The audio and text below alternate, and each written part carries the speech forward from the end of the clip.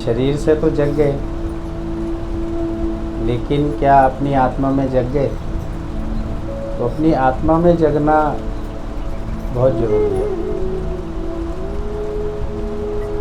इस पृथ्वी पर कोई ऐसा नहीं है जो हमारे दुखों को हटा सके या हमारी तकलीफ़ों को हटा सके या परेशानियों को हटा सके।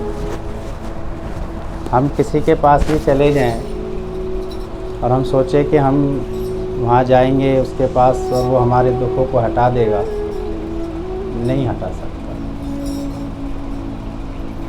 उस व्यक्ति के दुख नहीं हट रहे, वो खुद भी दुखी है, खुद भी परेशान है, खुद भी अभाव में है, अगर कोई हमारे दुख हटा सकता है, तकलीफ़ें हटा सकता है, परेशानियां हटा सकता है, तो वो खुद हम ही हैं और कोई नहीं। जब हम अपनी आत्मा में जाग जाएंगे तो हमें कोई दुख नहीं लगेगा, कोई तकलीफ़ नहीं लगेगी, कोई परेशानी नहीं लगेगी। ये जब तक ही लगती हैं जब तक हम अपने जीव भाव में होते हैं। अपमान भी लगेगा, बुरा भी लगेगा, अच्छा भी नहीं लगता है उसको, क्योंकि जीव भाव में बहुत इच्छाएं होती हैं, बहुत चाहनाएं होती हैं। जब मनुष्य अपने आत्म भाव में आता है तो ही उसको खुशी मिलती है। इस धरती पे ना कोई जन है, ना धन, ना कोई वस्तु, ना कोई ऐसा स्थान है जो व्यक्ति को सदा सदी के लिए खुश कर सकता है, उसे हंसा सकता है, मुस्कुरा सकता है, उसके जीवन ज़िंदगी में खुशियाँ ला सकता है। क्षणभंगुर है। स्वामी विवेकानंद जी ने भी कहा है, जागो।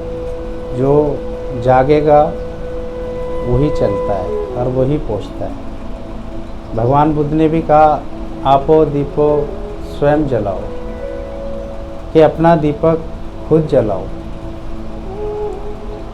कब तक हम इस क्षणभंगुर संसार के वस्तु और व्यक्तियों के पीछे भागते रहेंगे?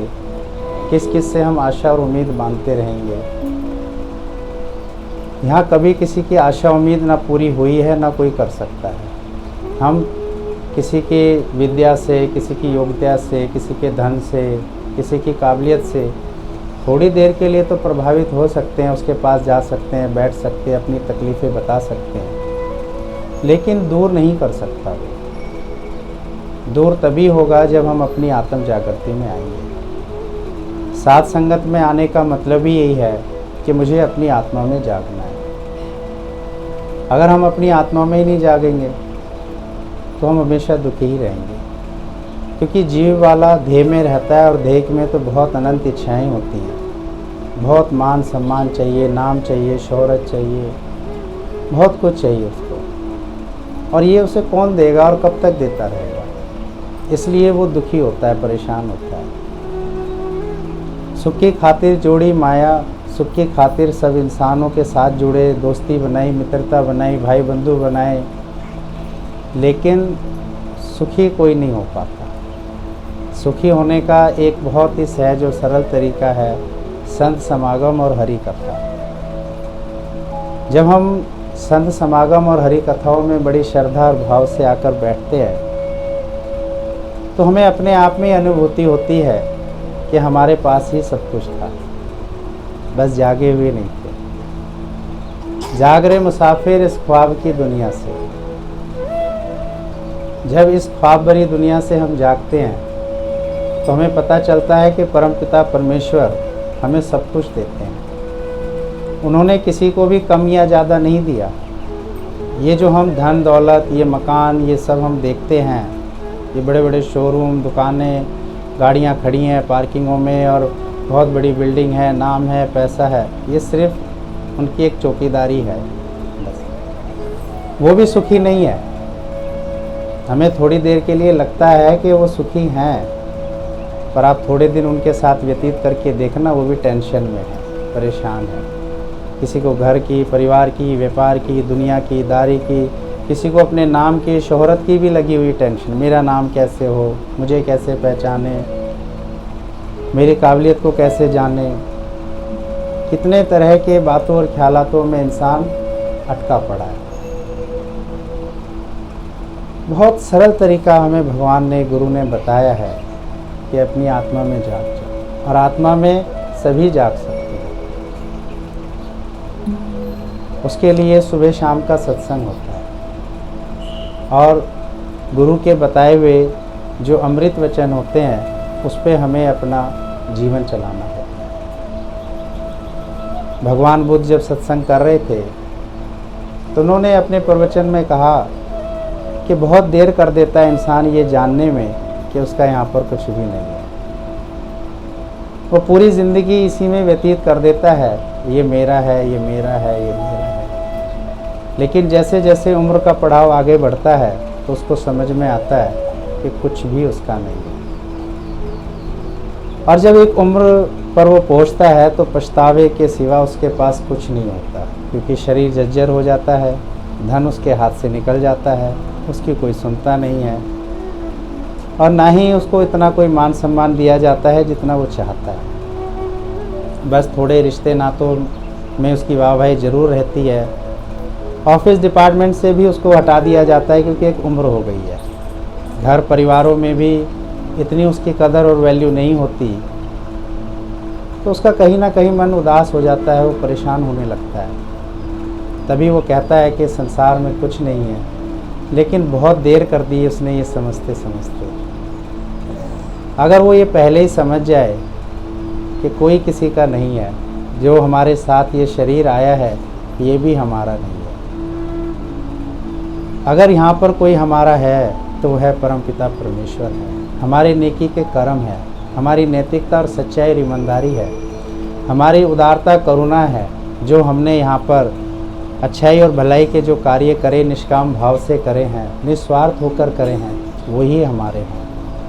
उसके सिवा हमारा यहाँ पर कुछ नहीं है। सुख स्वार्थ मोह मतलब के लिए हमने जो कुछ भी किया, दिखावे के लिए करा, अपनी नाम शोहरत के लिए करा, मैं मेरे के लिए करा, मोह और लोभ के लिए करा, तो उसका परिणाम आज आप संसार देख ही सकते हो कि सब उदास बैठे हो।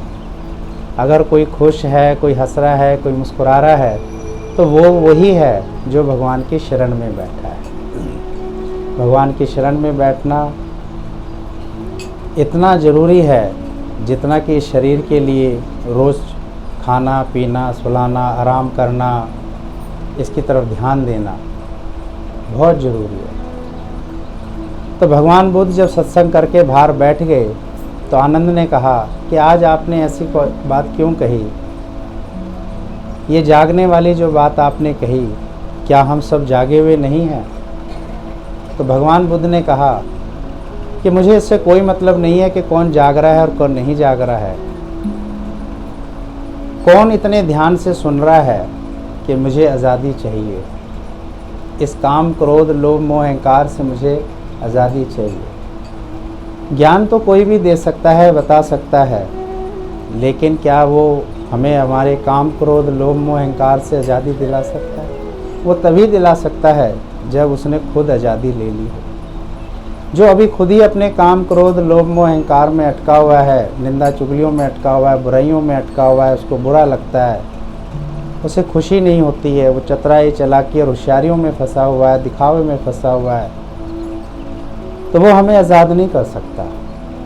भगवान बुद्ध ने कहा कि जो आज़ाद है वही किसी को आज़ादी दिला सकता है, जो जागा हुआ है वही किसी को जगा सकता है, लेकिन जागता वही है जो पहले ये समझ जाए कि मैं सोया हुआ हूँ। अगर उसे यही नहीं पता कि मैं अभी सोया हुआ हूँ तो वो जागेगा क्या? जब सत्संग समापन हुआ, सब बाहर आने लगे, तो एक व्यक्ति ने कहा कि आज आपके प्रवचन से मैं जाग गया हूँ, क्योंकि मैं दुकान पे जाने से लेट हो रहा था, अब मैं दुकान पर चला जाऊँगा। तो बुद्ध मुस्कुरा रहे थे। तभी एक महिला आई और उसने भी कहा कि आज के प्रवचन से मैं जाग गई हूँ, मेरे घर के काम अधूरे पड़े हैं, वो मुझे जाके करने हैं। फिर एक व्यापारी आया, उसने कहा मैं भी जाग गया हूँ, मुझे किसी से पैसा लेना था, वो चला ना जाए, मैं फ़ौरन उसके पास जाता हूँ। एक वृद्ध व्यक्ति आया और वो उनके चरणों में भगवान के बैठ गया और कहने लगा, वास्तव में मैं आज ही जागा हूँ, मैंने व्यर्थ में अपनी सारी ज़िंदगी व्यतीत कर दी यही सोचते सोचते कि मैं नहीं करता तो कौन करता, और यही मैं कार्य करता चला आया और आज मेरी समझ में आ गया है कि मेरे हाथ में कुछ भी नहीं रहा। कोई किसी का नहीं होता, ना भाई बंधु, ना कुटुंब, ना कबीला, सब सुख स्वार्थ के और मोह ममताओं के रिश्ते नाते बंधे हुए हैं। लेकिन इस बात को समझते समझते इंसान की ज़िंदगी हाथ से निकल जाती है और वो एक दिन मृत्यु को प्राप्त हो जाता है। गुरुजन हमें रोज आते हैं और यही समझाते हैं कि समय है, जाग जाओ। तो भगवान बुद्ध ने कहा कि तुम वास्तव में जाग गए हो। जिसको भी अगर अंदर से पश्चाताप हो गया हो कि वास्तव में मैंने अपना समय व्यर्थ ही गंवाया था। सार्थक समय वहीं होता है जहाँ हमारा भाव, हमारा मन, हमारी विचारधाराएं शुद्ध होती हैं। चाहे हम साथ संगत में ही बैठे हैं, अगर हमारा भाव, मन, विचार शुद्ध नहीं है तो यहाँ भी हमारा समय ही व्यर्थ जा रहा है। अगर हम अपने घर गृहस्थी, व्यापार, रिश्ते, नाते और भाई बंधु और कुटुंब कबीलों में बैठे हुए और वहाँ सेवा कर रहे हैं, प्यार कर रहे हैं, शुद्ध भाव से हैं, तो वो समय भी हमारा सार्थक हो सकता है। तो सत्संग सुनने के लिए सभी नहीं आते हैं, सभी की अपनी अपनी विचारधाराएं होती हैं, पर ऐसा नहीं है कि कोई सत्संग सुनने नहीं आता है, सत्संग सुनने भी आते हैं। और जो सत्संग वास्तव में सुन लेते हैं वो बहुत सुखी हो जाते हैं, क्योंकि वो जान जाते हैं कि मैं आत्मा हूँ, मैं आनंद हूँ, मैं ज्ञान हूँ, मैं धैर्य हूँ, मैं ही वो सच्चित आनंद स्वरूप हूँ, मुझ में ही सब कुछ है, बाहर कुछ नहीं है। कब तक भागते रहोगे, किस किस के पीछे भागोगे इन दुखों को, तकलीफ़ों को हटाने के लिए? कोई नहीं हटा सकता है, और कोई हटाता भी है तो बदले में बहुत कुछ चाहता भी है। इसलिए मनुष्य को चाहिए कि वो हमेशा अपनी आत्मा में रहे और हमेशा अपने आप को साथ संगत में रखे, और जितना भी अभ्यास और प्रयास हो वो यही कोशिश करता रहे कि मैं नहीं हूँ, भगवान ही है, और भगवान जो भी करते हैं वो अच्छा ही करते हैं। शुक्रिया।